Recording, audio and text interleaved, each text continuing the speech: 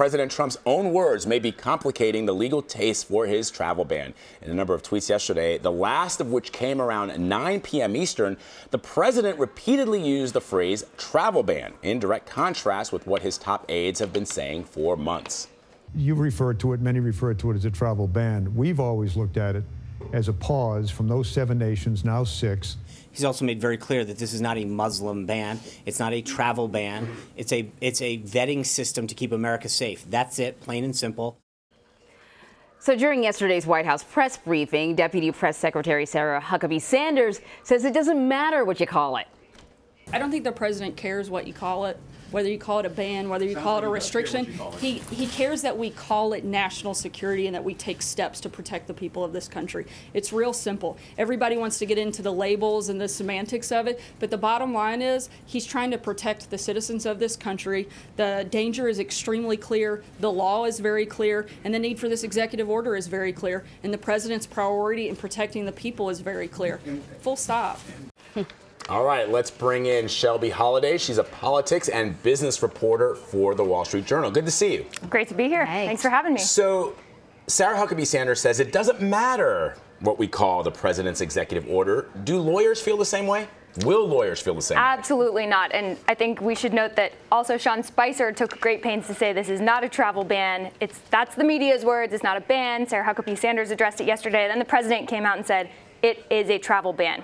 Now, that tweet in and of itself not only undermines his communications team, it undermines his own lawyers who have been arguing that this executive order is a pause, that we need to, establish extreme vetting procedures, figure out who's coming into our country. It also undermines the Department of Justice. He slammed them. It undermines the courts. He said the courts are slow and political. And I think most importantly, it undermines himself because he signed this executive order. And he didn't like it. He didn't like it. Why did he sign it? And he's also using this tweet talking about London.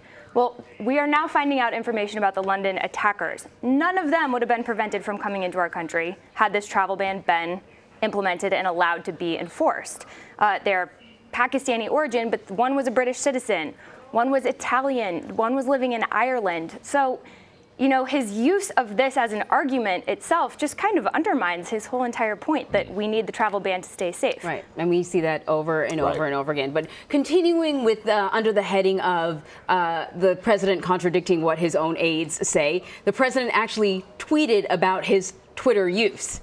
Right? So I'll read you what he said here. Down, yeah. Yeah, the fake mainstream media is working so hard trying to get me not to use social media. They hate that I can get the honest and unfiltered message out. Now, his surrogates have said over and over again, hey, listen, you should take him seriously, but, don't take him literally. And yeah, you're focused way too much on this Twitter stuff. And here he is basically telling us, you should take me very seriously on Twitter. This is me unfiltered. This is my message to you, the American people. Right. Sarah Huckabee Sanders was actually asked yesterday, which is it? Should we take him seriously or should we dismiss his tweets and, take them as not presidential statements? Donald Trump wants to be taken seriously. This is his way to speak to his base in particular, his way of riling up his supporters who went to his rallies and loved, soaked up everything he had said on the campaign trail. Mm-hmm.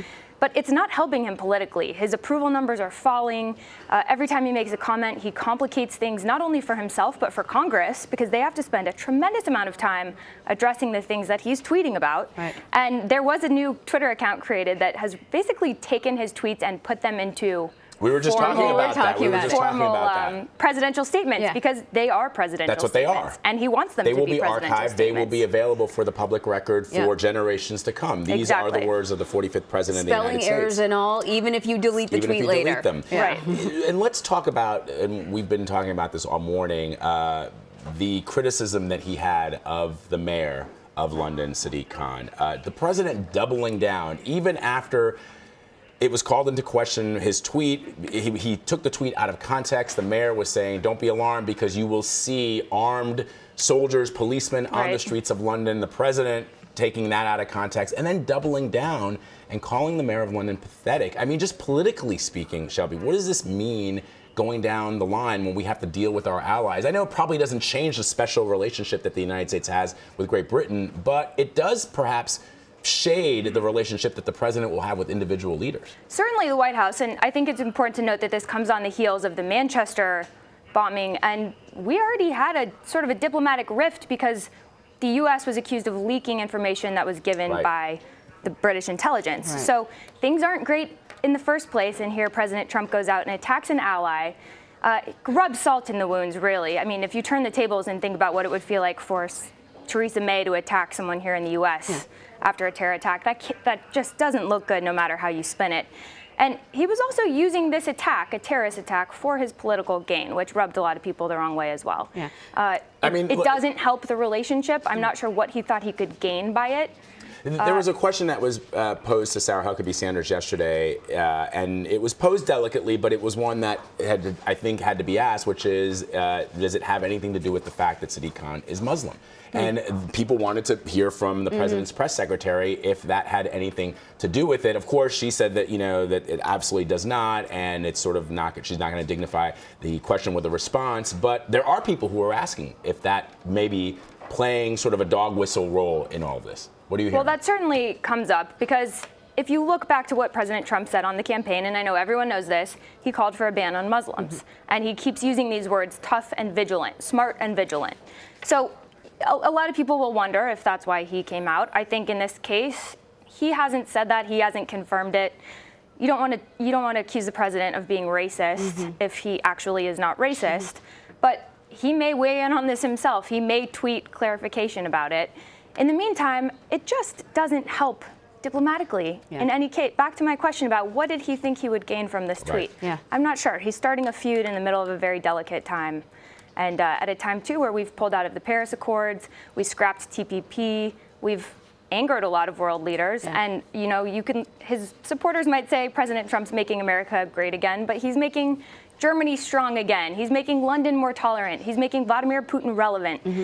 It's hard to argue that he has made America great again. He has no major legislative victories. And this is supposed to be Infrastructure Week. And it's supposed to be infrastructure. I know. We didn't even get into that. The other things that are supposed to be happening this week. Which is important. But nobody's talking about it. And I mean, that's, you know, many lawmakers have expressed frustration about that, is that we're sort of always talking about another fire, another tweet that's being put out, right? Well, Shelby Holiday from Wall Street Journal, thank you so much. Thank you for having me. Great to be here.